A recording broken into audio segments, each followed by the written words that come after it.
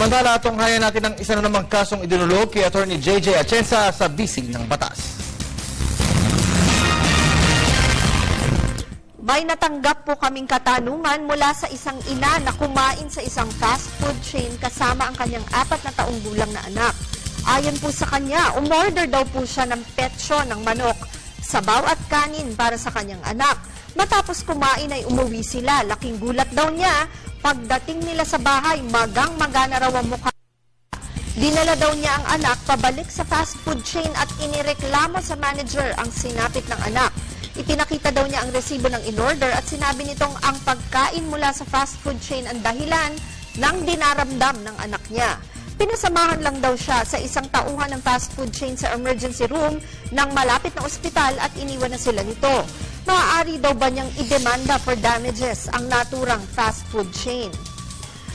Marami pong detalye kaming hindi nakita sa inyong liham. Una, hindi po ninyo tinukoy kung ano ang dahilan na nakita ng mga doktor sa pamamaga ng mukha ng inyong anak. Ikalawa, hindi po ninyo malinaw na nailahad kung may allergy po ba sa manok o kahit anumang pagkain ang inyong anak. At ikatlo, hindi pa naman ninyo maliwanag na naidetalya sa amin kung may katibayan po na ang pagkain na in-order ninyo ang dahilan ng pamamaga na naranasan ng inyong anak. Sa pagkakataon pong ito, hindi po namin hinihikayat na magdemanda kayo. Bagkus kailangan po ang matibay na sandigan o dahilan ng pagsasampa sa korte ng reklamo upang maiwasan po ang abala sa magkabilang partido at sa korte na rin mismo. Na maayos na kasunduan ang hangad ng ating judicial system. Ipaalala lamang po namin ang aming opinyon ay base sa mga detalyeng inyong ibinigay sa amin.